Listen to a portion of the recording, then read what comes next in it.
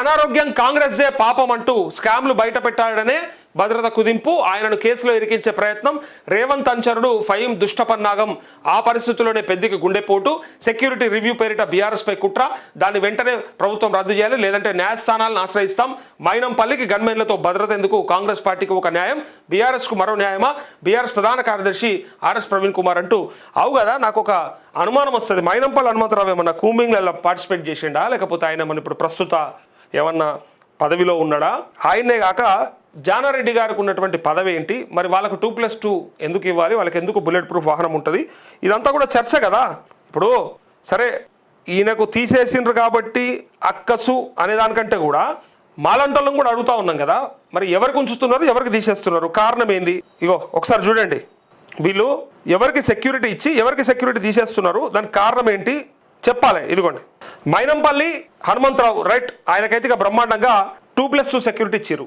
మరి ఎందుకు ఇచ్చారు? ఆయన మన కూంబింగ్ ఆపరేషన్లో పార్టిసిపేట్ చేసిండా లేకపోతే ఏదైనా తీవ్రవాద సంస్థతోని మావోయిస్టుల సంస్థతో ఎప్పుడన్నా అంటే గొడవలు పడ్డా, టార్గెట్ చేసిరా? మరి ఎందుకు మైనంపల్లి హనుమంతరావుకి కారణం ఏంది? ఒకటి కొండామురళి అయితే ఎమ్మెల్సీ కాదు, కార్పొరేషన్ చైర్మన్ కూడా కాదు కదా, ఆయన కూడా 2+2 ఇచ్చారు, మంత్రి గారి భర్త కాబట్టి. చూడండి మరి ఆయనకి ఏ హోదా ఉందని 2+2 ఇచ్చారంటే మంత్రి గారి భర్త కాబట్టి. యనుమల తిరుపతి రెడ్డి, యనుమల కొండలరెడ్డి బ్రదర్స్ ఆఫ్ ముఖ్యమంత్రి రేవంత్ రెడ్డి గారు కూంబింగ్ ఆపరేషన్లు ఏమైనా చేసిరాళ్ళు చెప్పాలి. సో ఉగ్రవాద సంస్థతో ఏదన్నా ఒక ఉగ్రవాద సంస్థతో వాళ్ళకి ముప్పు ఉందా, ఆ కుటుంబానికి కానీ వాళ్ళకి కానీ? మరి దానికి విదేశాల నుంచి దిగుమతి చేసుకున్నటువంటి అత్యాధునిక అంటే లేటెస్ట్ సెమీ ఆటోమేటెడ్ వెపన్స్ ఇచ్చిరట. చూడుర్రి ఎట్లా ఇస్తారు చెప్పండి ఒకసారి. మరి సునీతా మహేందర్ రెడ్డి పార్టీలకు వచ్చింది, ఇక మనందరికి ఎరక, మాజీ జడ్పీ చైర్పర్సన్, ఆమె కూడా గన్మెన్లను ఇచ్చారు చివరికి. మాజీ జిల్లా పరిషత్ చైర్మన్ కూడా మహేందర్ రెడ్డి భార్య సత్యవతి రాథోడ్ అయితే మనకే ఎరక తెలంగాణ రాష్ట్రంలో మంత్రిగా తొలి గిరిజన మహిళా మంత్రిగా చేసింది. ఆమెకి ఇప్పుడు ఉన్నటువంటి గన్మెన్ తీసేసారు. చెప్పండి ఒకసారి చూడండి. దాంతోపాటు జోగురామన్ ఆయన కూడా మాజీ మంత్రి, ఆయనకు ఉన్నటువంటి గన్మెన్లను కూడా తీసేసారు. మరి అదే జిల్లాలో ఉన్నటువంటి ఇంద్రకరణ్ రెడ్డికి 2+2 ఇచ్చారు. మరి ఏందో ఈ చిత్రం ఏందో. మరి కుందూరు జానారెడ్డి ప్రస్తుత హోదా ఏంది అంటే కొడుకు ఎంపీ ఇంకో కొడుకు ఎమ్మెల్యేనా లేకపోతే ఏమున్నదని ఇలా జానారెడ్డి గారికి మరి 2+2 గన్మెన్లు ఇచ్చి అత్యాధునిక బుల్లెట్ ప్రూఫ్ వాహనం ఎట్లా ఇస్తారు, కారణం ఏంది? మరి ఆయనకి ఇచ్చినట్టయితే మరి మిగతా వాళ్ళకి ఎందుకు రాదు? జానారెడ్డి మాజీ మంత్రి అయితే గనక ఒకవేళ మరి సత్యవతి రాథోడ్ జోగురామన్న కూడా మాజీ మంత్రులే కదా, మరి వీళ్ళకి ఎందుకు సెక్యూరిటీ తొలగించారు?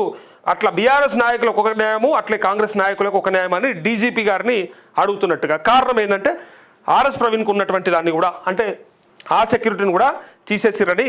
అందుకోసానికే మరి దేశంలో మొత్తానికే నక్సలిజం లేదు కాబట్టి బుల్లెట్ ప్రూఫ్ కార్లు తీసేస్తున్నామని డీజీపీ చెప్తుండు కదా.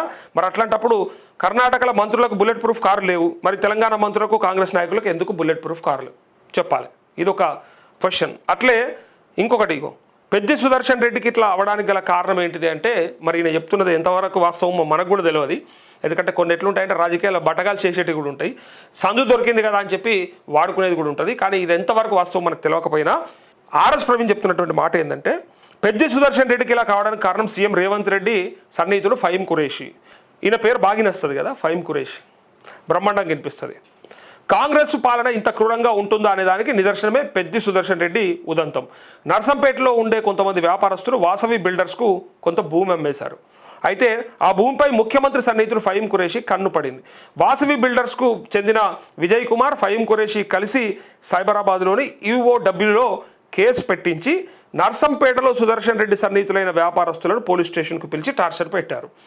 పెద్ది సుదర్శన్ రెడ్డి పేరు చెప్పాలని వేధించారు. ఆయన పేరు చెప్పాలని ఆ వ్యాపారస్తులను బెదిరించారట.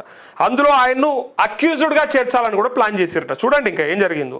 పెద్ది సుదర్శన్ రెడ్డి సివి ఆనంద్ గారికి ఫోన్ చేసినా నా చేతిలో ఏమీ లేదు, అంతా ఫహీం ఖురేషి ముఖ్యమంత్రి కార్యాలయం చూస్తుందని చేతులు దులుపుకున్నాడు. సివి ఆనంద్ కాల్ చేస్తే కూడా ఆయన నాకు తెలియదు అది Faheem Qureshi and chief minister చూస్తారని చెప్పి పెద్ది సుదర్శన్ రెడ్డికి సమాధానం ఇచ్చినట్టుగా మరి వాళ్ళ కుటుంబ సభ్యులు చెప్పుంటారు. ఇప్పుడు గురుకుల బంకర్ బెడ్ల కుంభకోణంపై పెద్ది సుదర్శన్ రెడ్డి మాట్లాడేందుకే ఇంత వేధిస్తున్నారని ఆర్ఎస్ ప్రవీణ్ అంటా ఉన్నాడు.